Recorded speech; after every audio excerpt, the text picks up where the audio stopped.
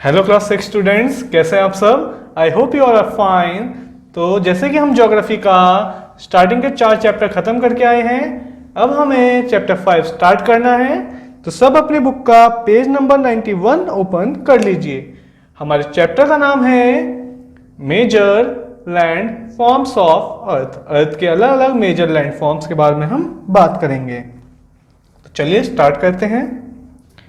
The surface of Earth is not the same everywhere। जो हमारी अर्थ का सरफेस है वो हर जगह सेम नहीं है। ऐसा क्यों? There is a different in height of surfaces at different places। अलग अलग हाइट है सरफेस की अलग अलग जगह पर। Some places are rough and some are smooth and flat। तो हमने देखा कि जो भी सरफेस होगा लैंड पे वो कहीं भी सेम नहीं होता, हाइट के हिसाब से वो वेरी करता है। Some places are rough and some are smooth and flat. कुछ प्लेसेस जो होती हैं वो इस शेप की होती हैं और जो कुछ शेप जगह होती हैं वो स्मूथ होती हैं, फ्लैट होती हैं। तो अलग अलग जगह अलग अलग सरफेस मिलता है। These landform are a result of two process। ये जो अलग अलग तरह की लैंडफॉल्स होती हैं ये दो वजह से होती हैं। कौन कौन सी? पहली वजह है the internal process leads to an upliftment and sinking of the earth's surface at several places। It leads to the formation of mountain, plateau, etc। That means पहली चीज जो इंटरनल प्रोसेस होता है, दैट मीन्स अर्थ के नीचे कुछ चीजें चलती हैं। जैसे फॉर एग्जांपल ये अर्थ है, टेक्टोनिक प्लेट्स एक टर्म है जो आप आगे हायर क्लासेस में देखेंगे। तो ये क्या होता है, कहीं कहीं फॉर एग्जांपल लावा फट गया अंदर, तो लावा यहाँ से बाहर निकलेगा, लावा यहाँ से बाहर निकलेगा, ऐसी शेप बना लेगा। लावा अंदर था तो इसे क्या बोलते थे हम? मैग्मा। ये हम पढ़ के आ चुके हैं। बाहर निकलेगा तो इसे लावा बोल दिया जाएगा। और ये जब लावा सूख जाएगा तो ये क्या बना देगा? माउंटेन। तो जो इंटरनल डिस्टरबेंस होता है हमारी अर्थ का अंदर की साइड से, उसकी वजह से कभी कभी चीजें ऊपर चेंज हो जाती हैं। जैसे फ्लैट सरफेस है, अर्थक्वेक आया, जमीन हिली तो ये जमीन यहाँ से दब गई और जो नई शेप बनी वो ऐसे था जैसे आप देखते हैं कहीं गड्ढा बन जाता है रोड पर, तो वो इंटरनल चीजों की वजह से होता है। ओके, सेकंड क्या होता है? The second or the external process is the continuous weathering down and rebuilding of the land surface। जो बाहर का प्रोसेस होता है ये था इंटरनल, ये है एक्सटर्नल। जो बाहर की चीजें अफेक्ट करती हैं जब लैंड फॉर्म को, कैसे कैसे? The wearing away of the earth surface is called erosion। That means erosion का मतलब होता है जब भी कोई चीज एक जगह से दूसरी जगह ट्रांसफर होगी तो उसे इरोजन बोला जाएगा। The surface is being lowered by the process of erosion and rebuild by the process of deposition. That means आप देखते हैं कहीं पे बहुत ज्यादा फ्लड आता है, आपने देखा होगा बाढ़ की फोटोज जो होती हैं, फ्लड आता है कहीं भी, तो फ्लड जो होता है पानी में जितनी भी गंदगी होती है उसे जमीन पर लाता है और वापस अंदर चला जाता है। तो उससे क्या होता है, जब वो गंदगी इकट्ठा हो जाती है बाहर की चीजों से तो वो धीरे धीरे धीरे धीरे एक हाई पोस्ट बना देता है, एक जगह इकट्ठा हो जाता है। तो वो या फिर कोई फॉर एग्जांपल कोई माउंटेन है, बहुत तेज हवा चलती है, यहाँ पे बारिश का पानी बहता है, तो इस आप माउंटेन की शेप देखेंगे धीरे धीरे कम होती चली जाएगी शेप इसकी। पहले ऐसा था, लास्ट में ये ऐसा हो जाएगा। तो ये किस वजह से होता है? ये होता है तेज हवा या पानी की वजह से। तो ये सब हमारी क्या होती हैं? External forces। okay, these two processes are carried out by running water, ice या wind। इन सब चीजों से ये होता है, या फिर पानी बह रहा होता है, या फिर बर्फ जम जाती है, या फिर तेज हवा चलती है, उन सब चीजों से ये चीजें होती हैं। अब हम इसमें एक एक करके देखेंगे। These are main 3 type of landform on the basis of height and slope। Main 3 तरह की जो हमारी चीजें हैं जो हमारी अर्थ पर प्रेजेंट हैं वो है कौन कौन सी? माउंटेन्स। माउंटेन्स के बाद कौन सी आती है चीज? प्लेट्यू। और प्लेट्यूज के बाद कौन सी चीज आती है? प्लेन्स। 3 तरह के मेन लैंडफॉर्म हमें मिलते हैं, और भी मिलते हैं लेकिन हमें इस चैप्टर में अभी ये 3 ही देखने हैं। ओके, अब हम एक एक करके इन्हें पढ़ना स्टार्ट करेंगे।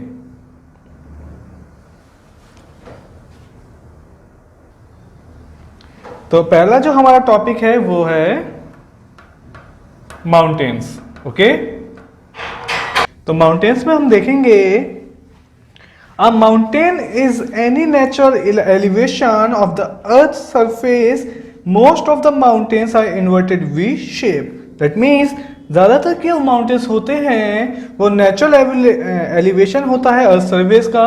जब ज़मीन अपने आप ऊपर की साइड उठ जाती है तो उसे एलिवेशन बोलते हैं।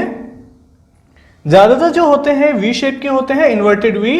जैसे वी होता है, इन्वर्टेड वी हमारा ऐसा हो जाएगा। तो इन्वर्टेड वी शेप के माउंटेन्स हमारे पास ज़्यादातर होते हैं। Mountains are higher than surrounding areas. Mountain हमेशा अपने आसपास के एरिया से हाइट में ऊंचे होंगे। With the increase in height of mountain become colder. और जितना ऊंचा माउंटेन होगा उतना ज्यादा वो कोल्डर हो जाता है दूसरे के कंपैरिजन में। ओके, आगे देखेंगे। Some mountain have glacier frozen river of ice. That means कुछ माउंटेन्स के पास ग्लेशियर्स भी होते हैं।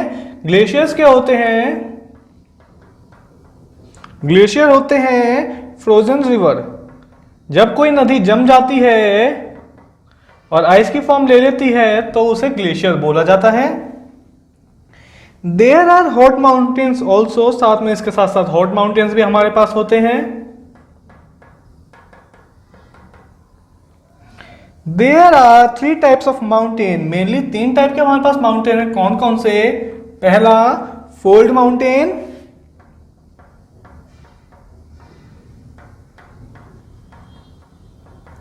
दूसरा ब्लॉक माउंटेन,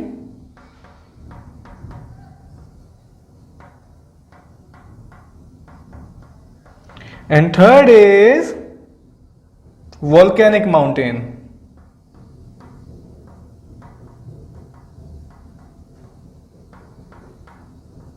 ओके, चलिए एक एक करके अब हमें देखेंगे।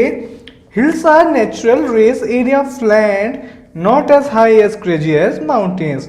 आपने एक टर्म्स और देखी होगी, हिल। अब जो हिल्स होते हैं वो माउंटेन्स नहीं होते। अभी इतनी ऊंची जगह है, अब थोड़ा सा ऊंचा है बस कोई जगह, तो हम उसे हिल्स बोल सकते हैं। लेकिन माउंटेन वो कब बनेंगे? जब वो ज्यादा ऊंचे होंगे। इसके अलावा अब हम इन्हें एक एक करके डिटेल में देखते हैं। हिमालयस की फोटो हमें गिवन है, आप हिमालयस की फोटो देख सकते हैं। सबसे पहले हम फोल्ड माउंटेन्स देखेंगे। फोल्ड माउंटेन्स होते हैं These mountains are formed by the comparison of plates and look like a series of folds from the ground। जैसे आप देखते हैं बहुत बार अर्थ के अंदर हमारी प्लेट्स होती हैं अलग अलग। आप ये हायर क्लासेस में देखेंगे तो जब ये प्लेट्स आपस में रब करती हैं तो जमीन पर क्या होता है? जमीन अपने आप उठ जाती है थोड़ी सी, फिर ये थोड़े दिन बाद और उठेगी, फिर थोड़े दिन बाद और उठेगी, और इसी तरह से इसकी हाइट जो होगी वो गेन होती रहेगी। तो जब हाइट इनकी इस तरह से गेन होती है कि ये हमें फोल्ड की तरह दिखते हैं, जैसे एक के ऊपर एक लेयर हो, फोल्ड हो रहे हो ये, इसीलिए इन्हें फोल्ड माउंटेन्स बोला जाता है। The Aravalli range in India is one of the oldest fold mountain system in the world. जो अरावली रेंज है इंडिया में, आप इसकी फोटो गूगल पे देखेंगे ये रेंज कैसी दिखती है। ये मेनली सेंट्रल इंडिया में पड़ेगी। तो अरावली रेंज जो है हमारा एग्जांपल है फोल्ड माउंटेन्स का। The Himalayan mountain and the Alps are the young fold mountains. जो हमारे हिमालयस हैं या फिर जो अल्प हैं, ये यंग फोल्ड माउंटेन्स बोला जाता है। जैसे कि यहाँ से एक लैंडफॉर्म आई, यहाँ से एक लैंडफॉर्म आई, दोनों में आपस में टक्कर हुई तो एक जमीन ऊपर को उठने लगी। इस साइड से एक जोड़ लगा रहा है, इस साइड से दूसरा जोड़ लगा रहा है, तो क्यों एक दूसरे को सप्रेस नहीं कर सकती, तो एक दूसरे के ऊपर कवर कर जाती हैं ये, और ये आपस में ऊपर ग्रो करती रहती हैं। आपको जानकर हैरानी होगी कि अभी भी माउंट एवरेस्ट जो कि हाईएस्ट पीक है हिमालयस की पूरे वर्ल्ड की, वो अभी भी ग्रो कर रही है 5 सेंटीमीटर हर साल। ओके, इसके बाद जो नेक्स्ट होते हैं वो होते हैं हमारे ब्लॉक माउंटेन्स। अब ब्लॉक माउंटेन्स की हम इमेज देखें तो ब्लॉक माउंटेन्स कुछ इस तरह से होते हैं, या तो इस तरह से या फिर इस तरह से। अब ऐसा क्यों होता है? These are created when large areas are broken or displaced vertically that means अगर कोई लैंडफॉर्म है आपके पास इस तरह का, वहां पर बीच में कहीं गड्ढा आया तो ये हिस्सा ऐसे नीचे को दब जाता है, तो बाकी दो हिस्से ऊंचे हो जाते हैं जो कि माउंटेन्स की शेप ले लेते हैं। The uplifted fold are term as horst, जो ऊपर आया हिस्सा उसे क्या बोलेंगे, उसे बोला जाएगा होस्ट, और जो नीचे हिस्सा चला गया उसे कौन सी टर्म से दिया जाएगा, उसे बोला जाएगा ग्रेबन। ओके, तो ये दो हिस्से होते हैं ब्लॉक माउंटेन्स में। The Rhine valley and the Vosges mountain in Europe are the example of this mountain. ये माउंटेन्स इंडिया में कम ही देखे जाते हैं, मेनली यहाँ कहाँ पर है, यूरोप में ये माउंटेन्स बहुत ज्यादा देखने को मिलते हैं। ओके, अब आते हैं हम अपने थर्ड टाइप के माउंटेन्स पर, जो कि है वोल्केनिक माउंटेन्स। अब वोल्केनिक माउंटेन्स इंपॉर्टेंट क्यों है, जमीन में से कोई वोल्केनो फटा, ऊपर निकलेगा लावा, लावा धीरे धीरे अपनी जगह लेगा और वो जम जाएगा। तो ये जो लावा जम गया, ये इतनी ज्यादा ऊंचा हो जाता है जम जम कर कि ये एक माउंटेन की शेप ले लेता है, और इन्हें हम वोल्केनिक माउंटेन बोलते हैं, जो वोल्केनो से निकलते हैं। These are formed due to volcanic activity. Mount Kilimanjaro in Africa and Mount Fujiyama in Japan are the example of these mountain. तो एग्जाम्पल आपको दिए हुए हैं माउंटेन्स के। तो ये हमारे तीन तरह के माउंटेन्स थे जो जो हमारे पास होते हैं, कौन कौन से, fold mountains, block mountains and volcanic mountains. इनसे आगे वाले माउंटेन्स अब हम डिस्कस करेंगे, इनके अलावा इनकी इंपॉर्टेंस क्या है, इनके अलावा और कौन कौन सी चीजें हमारे लैंडफॉर्म में इंक्लूड होती हैं। हमने तीन तरह के माउंटेन्स देखे, अब हमें जानना होगा कि इनकी इंपॉर्टेंस हमारी लाइफ में क्या होती है। Okay, mountains are very useful, mountains are very important for tourism. सबसे पहली चीज टूरिज्म के लिए इंपॉर्टेंट है। किसी भी कंट्री को अगर अपनी इकोनॉमी या जीडीपी ग्रोथ करनी है तो उस कंट्री में टूरिज्म का बहुत बड़ा हाथ होता है आज के टाइम में। टूरिज्म के बाद अगर हम देखें, they are famous for adventure tourism like paragliding, skiing, rafting etcetera. ये एक्टिविटीज हैं, एडवेंचर स्पोर्ट्स, जो कि माउंटेन्स रेंज पे नॉर्मली होते हैं। Mountains have sources of many rivers. सबसे इंपॉर्टेंट टूरिज्म के बाद रिवर के सोर्सेज भी हमारे माउंटेन्स पे ही मिलते हैं। अब कौन कौन सी रिवर के सोर्सेज माउंटेन पे है देखा जाए तो, अगर in the form of glaciers. Glacier आपको मैंने अभी पढ़ाया था, ग्लेशियर होता है हमारा, जब भी हमारा नदी माउंटेन्स पे जम जाती है उसे ग्लेशियर बोलते हैं, और फिर वो धीरे धीरे धीरे टाइम के साथ पिघल के नीचे पानी के फॉर्म में आती है। अगर वो सारा एक साथ पानी के फॉर्म में आ जाएगा तो हमारे पास फिर आइस के फॉर्म में कुछ रहेगा ही नहीं, और अर्थ पे ग्लोबल वार्मिंग बहुत ज्यादा बढ़ जाएगी, मतलब गर्मी। इसके अलावा mountain are reservoir of water and thus help in irrigation. और माउंटेन हमारे क्या होते हैं, रिजर्वियर होते हैं हमारे वाटर के, जो कि हेल्प करते हैं किस चीज में, इरिगेशन में, खेती में, इन सब चीजों में। They are useful in generation of hydro electricity. हम हाइड्रो इलेक्ट्रिसिटी भी प्रोड्यूस करते हैं पानी से। और पानी की स्पीड हम कैसे बढ़ाते हैं, जब माउंटेन से कोई पानी आएगा तो तेज स्पीड में आता है, हम हाइड्रो इलेक्ट्रिसिटी में वही पानी यूज करते हैं। ओके, इसके अलावा the river valleys and terrace are ideal for cultivation of crops. Mountains में दो चीजें और आएंगी, क्या क्या, एक तो रिवर वैली। रिवर वैली होती है जब नदी पहाड़ के बीच में से निकल रही होती है तो उसे रिवर वैली बोला जाता है। और इसके अलावा टेरेस, टेरेस दो नदियों के बीच का पहाड़ का एरिया हमारा क्या कहलाता है, टेरेस। तो टेरेस में भी क्या होता है, टेरेस में भी इरिगेशन बहुत ज्यादा अच्छी होती है। Some mountains have variety of flora and fauna. कुछ माउंटेन्स पे फ्लोरा और फोना की बहुत वैरायटीज मिलती हैं, मतलब जड़ी बूटियां, पेड़, एनिमल्स, इन सब चीजों की। And these variety are useful as they provide resin, gum and fodder. अलग अलग चीज़ें जो बहुत ज़्यादा कम मिलती हैं वो हमें माउंटेन्स पे अवेलेबल होती हैं। क्यों? उसकी कंडीशंस की वजह से, टेम्परेचर की वजह से, टोपोग्राफी की वजह से। ओके, माउंटेन्स के बाद जो सेकंड चीज़ लैंडफॉर्म में आती है वो चीज़ आती है हमारी क्या? प्लेट्यू। अब प्लेट्यूज क्या होते हैं आइए एक बार देख लेते हैं। तो अब हम क्या देख रहे थे? प्लेट्यू। प्लेट्यूज क्या होते हैं? A plateau is an elevated flat on a top land standing above the surrounding areas. Plateau होता है कोई भी elevated flat top, that means जैसे माउंटेन्स हमारे इस शेप के होते हैं तो प्लेट्यू हमारा इस शेप का होता है। दैट मीन्स ये जो एरिया है ऊपर फ्लैट एरिया, ये हमारा प्लेट्यू कहलाता है। इसमें क्या होगा आगे? A plateau may have one or more side with a stepped slopes। एक से ज्यादा साइड हो सकती हैं प्लेट्यू की। Plateau are generally formed by cooling of volcanic material which settle down and solidify after an eruption। जैसे कि for example कोई वोल्केनो निकला, वोल्केनो अरेप्ट होगा लैंड से तो इस शेप का जाता है नॉर्मली, लेकिन अगर यहाँ से निकला, फिर यहाँ से निकला, यहाँ से 3-4 पॉइंट से लगातार निकल गया तो इस शेप का एक स्ट्रक्चर बना देता है जिसे हम प्लेट्यू बोलते हैं। जनरली ये हमारा जो होगा वोल्केनिक ही होते हैं। The height of plateau often varies from few 100 metre to several 1000 metre.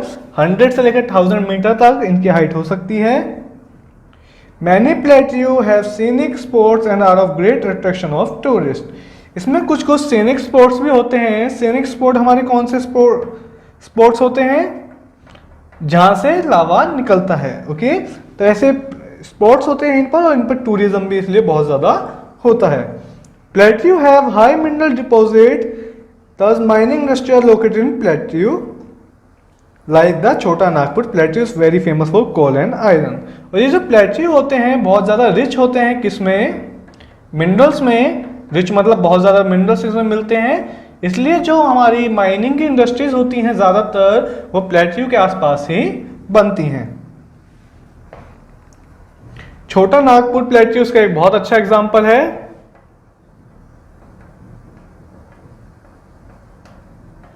ये नागपुर में नहीं है प्लेट्यू, पहली बात, इसका नाम बस छोटा नागपुर है, झारखंड में है। प्लेट्यू लाइक माउंटेन्स में भी यंग और ओल्ड। प्लेट्यू भी यंग एंड ओल्ड हो सकते हैं। इसके अलावा आप देखेंगे तो जैसे हमने देखा प्लेट्यू माउंटेन्स की तरह यंग एंड ओल्ड हो सकते हैं। The Deccan plateau in India is one of the older plateau. जो डेक्कन प्लेट्यू है इंडिया में, डेक्कन में आपको पता है नीचे की साइड, वो सबसे ओल्ड प्लेट्यू है इंडिया में। उसके अलावा the east African plateau in Kenya, Tanzania is also one of the oldest plateau. Okay, इसके बाद हम देखेंगे इंपॉर्टेंस ऑफ प्लेट्यू। अब इनकी इंपॉर्टेंस क्या क्या होती है। सबसे पहली चीज, अब plateau has rich in mineral deposit. Mineral deposit में रिच होते हैं, बहुत ज्यादा जरूरी इंपॉर्टेंट चीज। They provide various useful minerals. Plateaus have many river waterfall over their edges to lower height, and at some point these fall are generate electricity। That means अगर कोई plateau ऐसा है, कोई नदी आ रही है तो यहाँ से भी बह सकती है, वो यहाँ से भी बह सकती है, वो यहाँ से भी बह सकती है, तो बहुत ज़्यादा पॉइंट हो जाते हैं इलेक्ट्रिसिटी जनरेट करने के अलग अलग। इसके अलावा plateau having black soil are very fertile, good for growing various crops like cotton. और कॉटन अपनी क्रॉप ग्रो करने के लिए बहुत ज़्यादा अच्छे माना जाता है इन्हें, जिसके पास क्या हो, ब्लैक सॉइल हो। जिस प्लेट्यू में ब्लैक सॉइल, आप एल्यूवियल सॉइल वगैरह सब पढ़ के आ चुके हैं। इसके अलावा डू यू नो, हम पॉइंट देखेंगे, the Tibet plateau is one of the highest plateau in the world with the height of 4000 to 6000 metre above the mean sea level. सबसे ज्यादा ऊंचा प्लेट्यू पूरे वर्ल्ड का है तिब्बत प्लेट्यू। ओके, तो यहां हमने प्लेट्यू देखे, माउंटेन देखे, प्लेन्स हमारे रह गए हैं वो हम नेक्स्ट लेक्चर में करेंगे। तब तक है भाई एक बार रिवाइज कीजिएगा। अब हम मिलेंगे आपसे नेक्स्ट लेक्चर में, तब तक आप इसे याद करें। Bye bye, take care.